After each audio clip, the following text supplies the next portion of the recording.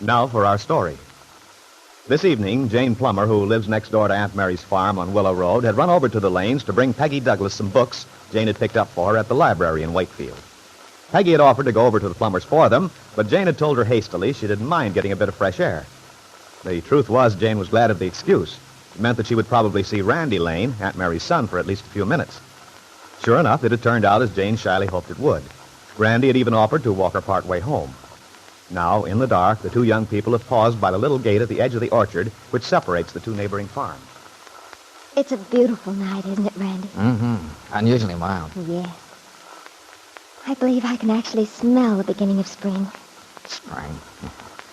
And it'll be sure be nice to see it again. That's another thing I missed overseas. Oh, that's right. I guess you're never aware of the changing seasons in the tropics. No, it's always like an exceptionally warm summer there. Only with a lot of rain to make it kind of muggy and squishy underfoot. Oh, goodness. That doesn't sound very inviting. Oh, I guess it doesn't. I'm afraid I'm not going to be much help to the travel agencies now that I'm home. The best place to be for my money is right here in Wakefield. Oh, yes, it's nice here. But sometimes I do get the wanderlust. Think how exciting it would be to see other places.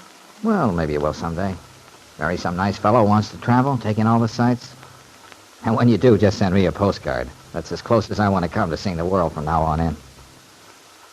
You can count on it. I'll send you one from every port. You can show them to your grandchildren or something. Grandchildren? Hey, wait a minute. I'm not even thinking of getting hitched up yet. I'm looking forward so much to summer this year. Well, that's right. You get a 3-month vacation, don't you? Yeah. That's one of the advantages of being a schoolmarm. I'd say it's a definite help. Have you planned what you're going to do? No, I guess I'll just take it easy. Do a lot of reading. That's right. You always were a bookworm, Jane, weren't you? Remember, I used to find you in the darndest places, all curled up with a book. Yes. There was one favorite place of yours up in the big old apple tree here in the orchard. The one over on the other side. Oh, I used to love it. I'd be up there almost hidden by the leaves. Cool and green. Once I got so excited with what I was reading, I almost fell right out. That's what you'd call, really going overboard for a book. Randy, remember how we used to go on picnics down by the river? Oh, I sure do. You used to put up the most elegant feeds, too. Deviled eggs, potato salad. Say, you still a good cook? Why, I don't know. Anyway, I don't have much time, what with school papers to read and whatnot. Yeah, I guess they keep you pretty busy. They do. I know Peggy was complaining the other day she hardly ever sees you. Oh, it's not that I don't want to see her more often. I hope she knows that. Oh, yeah, I think she does. I'd hate her to think anything else. I'm so awfully fond of her. She's a swell little kid. Mm-hmm. Except, Randy, she's really not a little kid anymore. She's quite grown up. Maybe you don't notice it so much. Oh, yeah. I know she's changed in some ways. Peggy's gone through a lot while you were overseas. She had that dreadful experience in Chicago. They wrote me about that. Must have been a mess. Yes. And then all the trouble about Bill, Kit Meade. Yeah, she's really taken quite a beating. She has. And I'm so glad she's come out of it without feeling bitter. A lot of girls her age wouldn't have either. No. Of course, it's kind of hard to tell what's going to happen to her now. This Nicholas Dorn's okay, so far as I can see. But there's something funny about it. The wedding's being postponed. You know, that was Nicholas's idea, though. Yeah, I gathered so from what Mom tells me. He thinks Peggy's still sold on Bill Meade. Yes, and he's right, too. You sure about that? Very sure. Why? Well, I felt all along that Peggy was still in love with Bill. I thought her taking up with Nicholas Dorn was sort of a defensive thing. Just a way to help her forget Bill after he and Kit were married. I told her so. What did she say? She always denied it. But I couldn't get rid of the feeling I had. Oh, I don't know, but somehow I was sure I was right. Then one day when Peggy was feeling especially low, depressed, I guess I got angry with her. I kind of let her know that I thought she was a dope. Then she admitted I was right. She did love Bill. Always had. She tried to go back on it later, but maybe it sounds as if I should have minded my own business.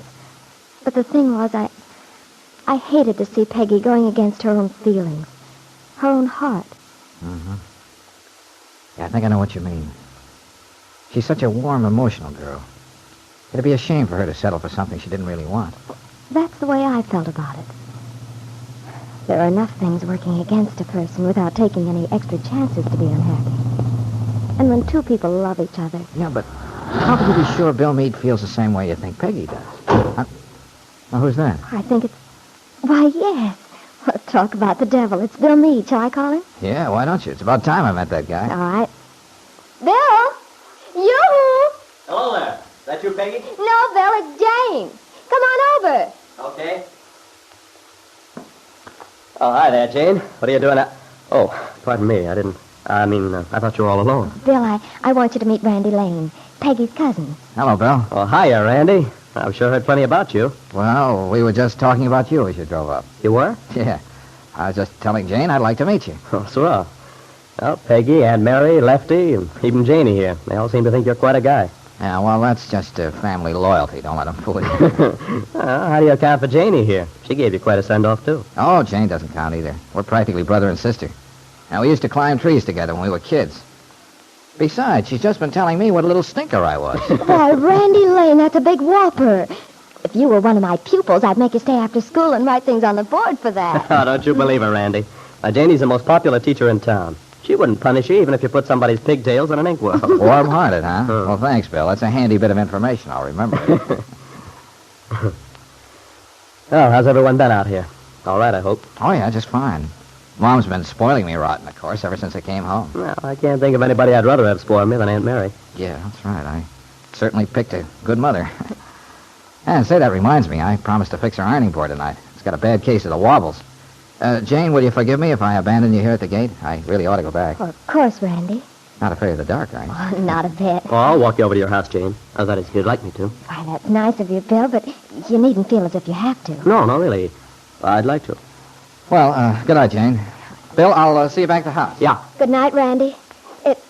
It's been nice talking to you. Yeah. So long, Jane. See you later. He seems to be a swell guy. Yes, he's wonderful. Well, I guess I better be getting home. Okay.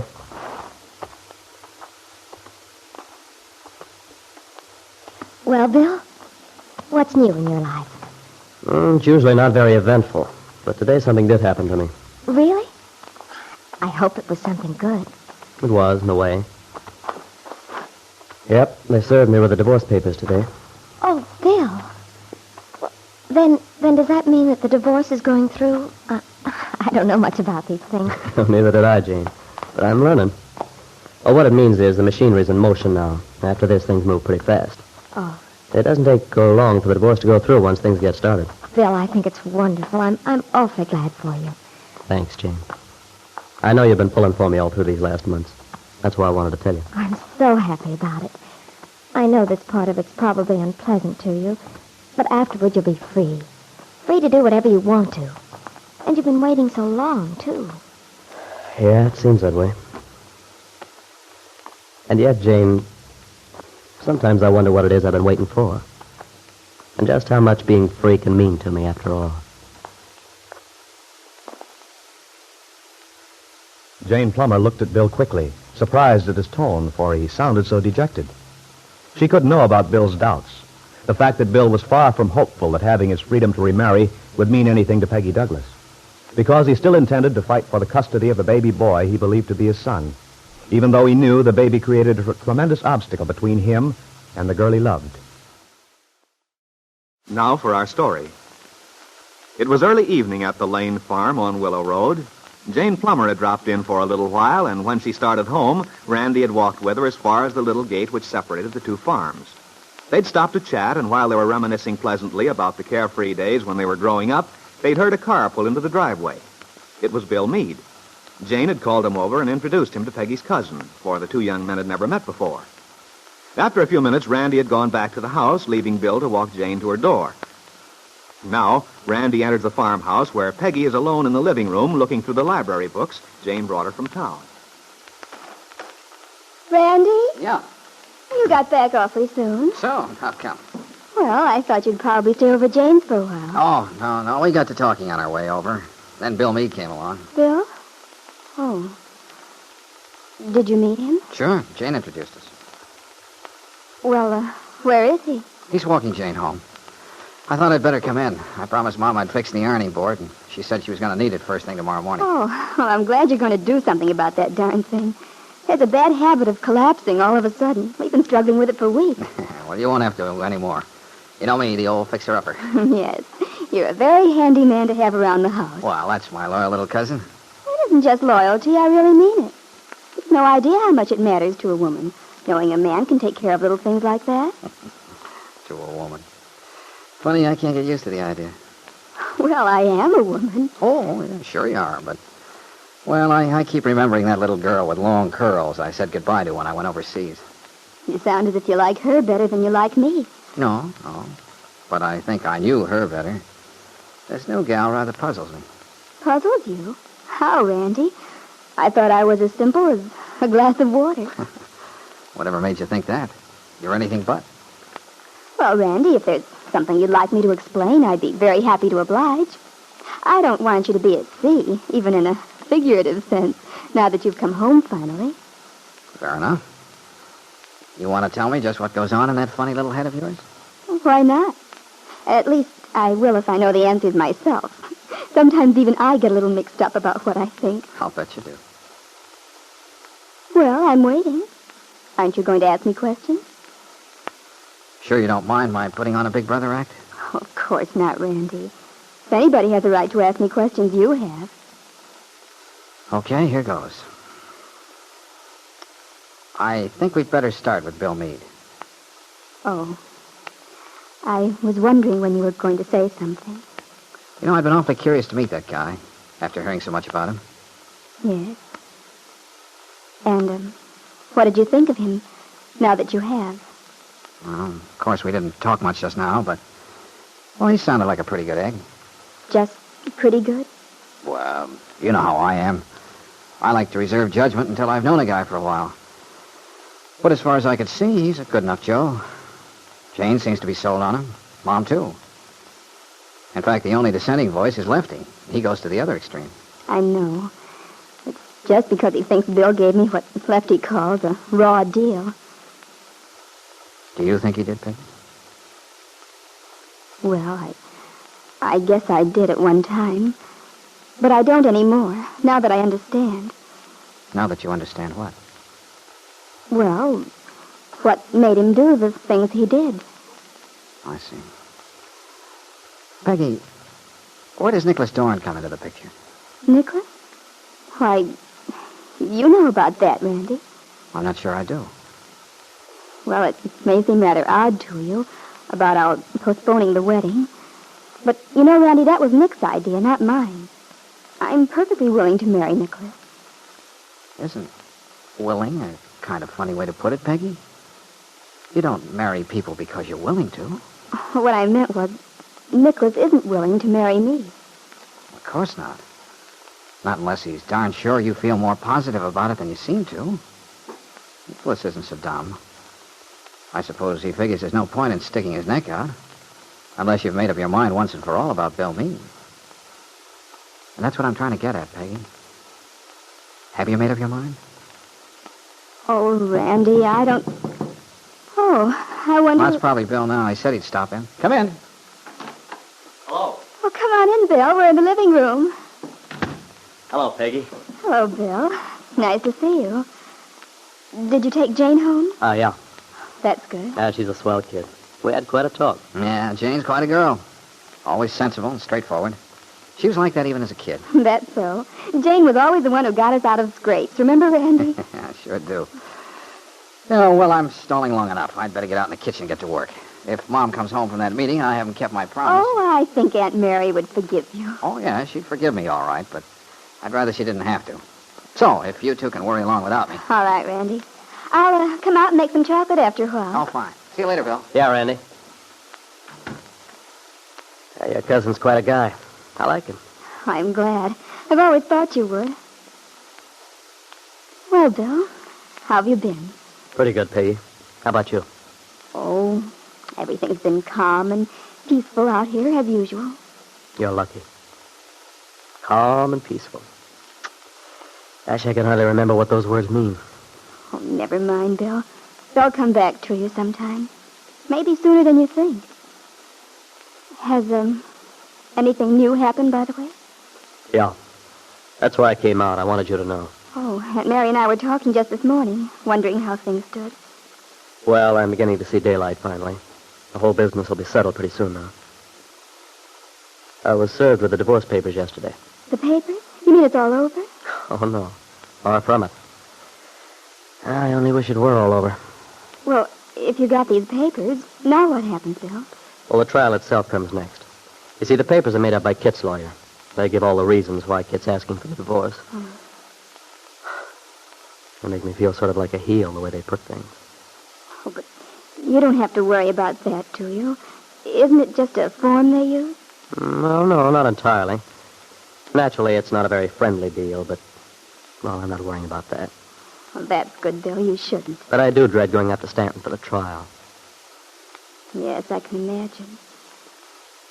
But, Bill, do you have to? Can't you just stay away? Well, I thought I could at first, but according to Angus McKillop, I have to turn up and present my side of the case about wanting custody of the kid.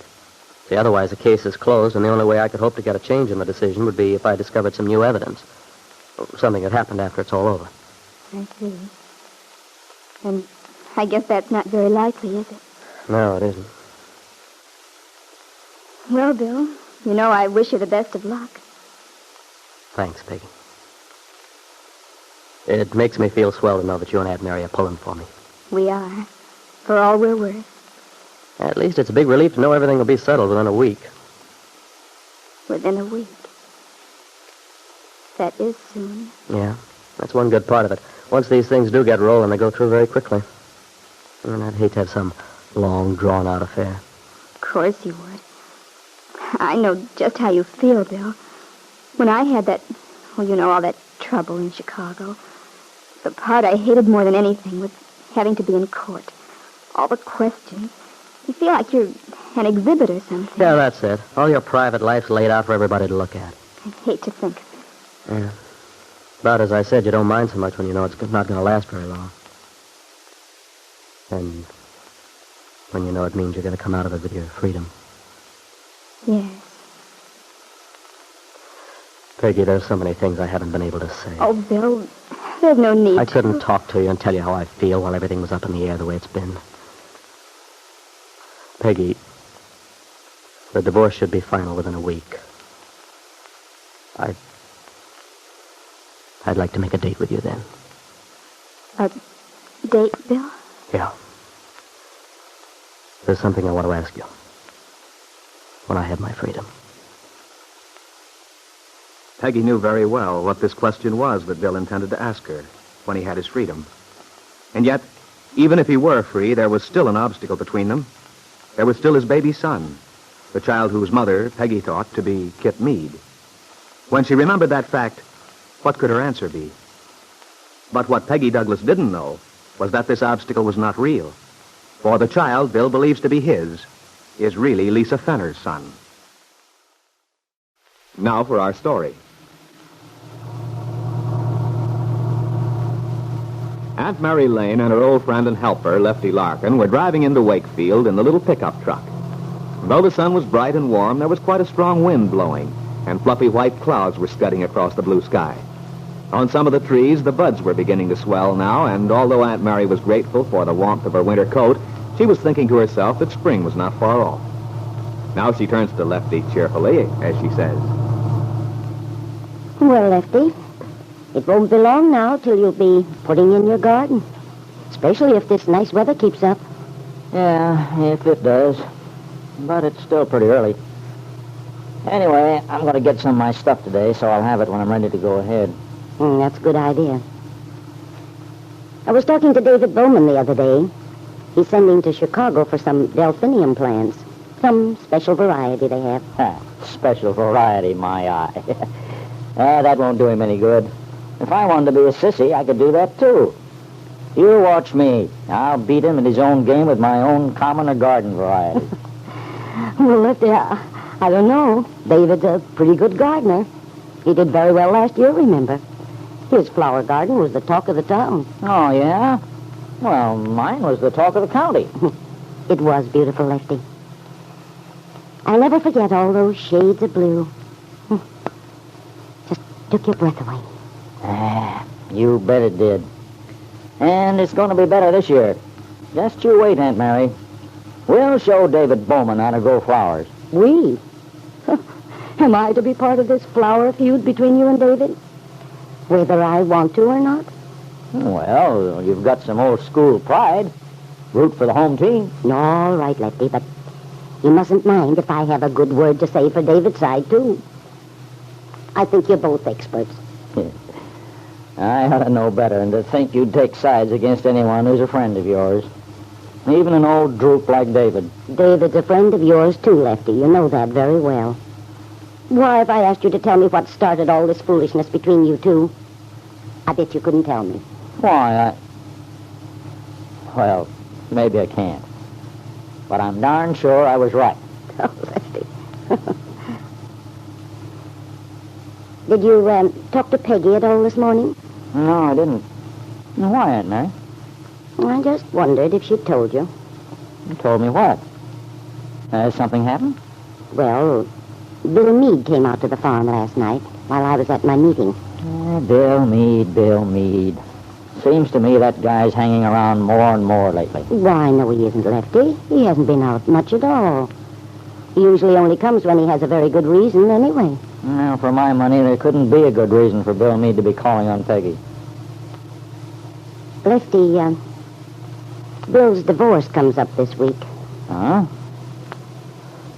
Well, what if it does? I don't see that's anything for us to get excited about. Well, I don't know. Honestly, it makes my blood boil. The way everybody seems to go on thinking there's some connection between what Bill Meade does and Peggy. My gosh, that was all finished a long time ago. It's a closed book. Perhaps. We'll see. Of course, I confess I wonder sometimes how Peggy does feel. But so far as Bill's concerned, it's far from settled what will happen. You see, the divorce won't alter the other problem in his life. You mean the child? Yes. That's still going to be something Bill has to contend with. What happens to that baby? Well, it looks to me as if he won't have much to say about it. If Angus McGillip was right, didn't he say it was practically a cinch that the court would award that baby to Kit Meade? Yes. I think Bill did say Angus told him that. But even so, Bill intends to fight for custody of that child. And you never know. Well, there's one thing I do know. Peggy'd never think of having anything to do with a child of Kit's. That's for sure. So if Bill did get the child, he'd be worse off with Peggy than he is right now. Not that it's important. She's engaged to Nicholas, so why should she bother her head about a wishy-washy guy like Bill? Now, Lefty, Bill's not wishy-washy. Not by any means. Of course, you're entitled to your own opinion, Lefty, but I must tell you that I don't agree. Bill's developed into a very fine young man. He's doing a good job there at the bank, and he's shown himself to be absolutely straightforward and honest in his handling of this situation with Kit. Well, we always come back to the same point, Aunt Mary. Every time we discuss Bill Meade, we just don't see eye to eye. Mm-hmm. Apparently not. So let's not talk about it anymore. It's a darn nice day, and I hate to spoil it. All right, Lefty, we won't talk about it anymore now. But I'm afraid that sooner or later, it may be necessary for us to reach an agreement. Because I feel a great deal depends on what happens to that child. And that's something we don't know yet.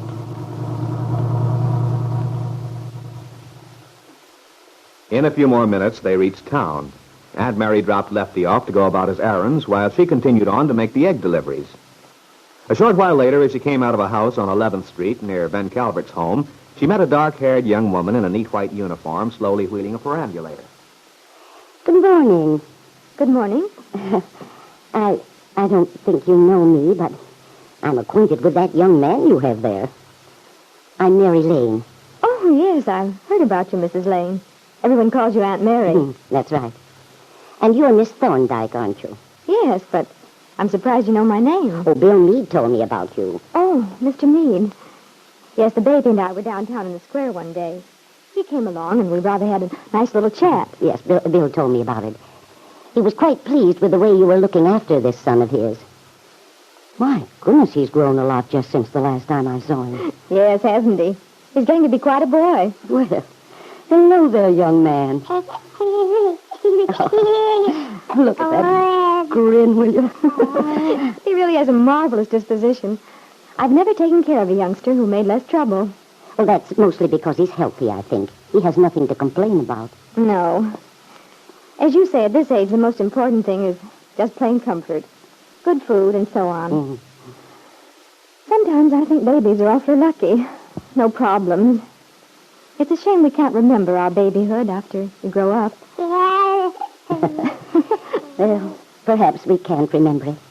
But it makes a lot of difference just the same what sort of babyhood we had.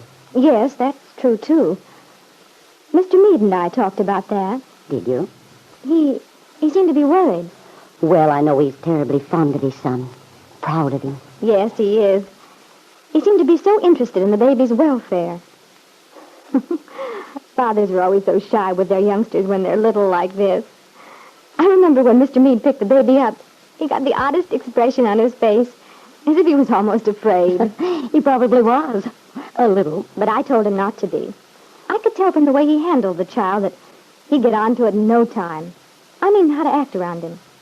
Some men just seem to have a knack that way. Mm-hmm. My husband was like that. He caught on very quickly. Sometimes he could make our Randy stop crying when I couldn't. Oh, he's so cute. You know, that child has the biggest, brownest eyes I think I've ever seen. Aren't they enormous, though? Mm. I told Mrs. Calvert the other day he's going to be a real heartbreaker when he grows up. I shouldn't wonder. It's odd. I had the same feeling the first time I saw him. Those eyes, they remind me of someone. Oh, really? Couldn't be Mrs. Meade. They're not a bit like hers. No, they're not like Bill's either. Now, who do... Why, I know who it is now. No wonder it didn't occur to me before. That can be so tantalizing, trying to remember. Yes, I know who it was. There was a young woman staying with us recently, and this baby's eyes are very much like hers. They are unusual, aren't they? Such dark brown. And then the way they slant a little. Yes, of course, that's it. The baby's eyes are exactly like Lisa Fenner's. Yes, Aunt Mary, the baby's eyes are like Lisa Fenner's, because Lisa is the child's mother. I wonder if Miss Thorndike will remember that name, Lisa Fenner, the name of the young woman who showed such interest in Kit Meade's baby son when she stopped in at the Calvert home one afternoon a few weeks ago. If she does remember Aunt Mary, Miss Thorndike might have some very interesting things to tell you.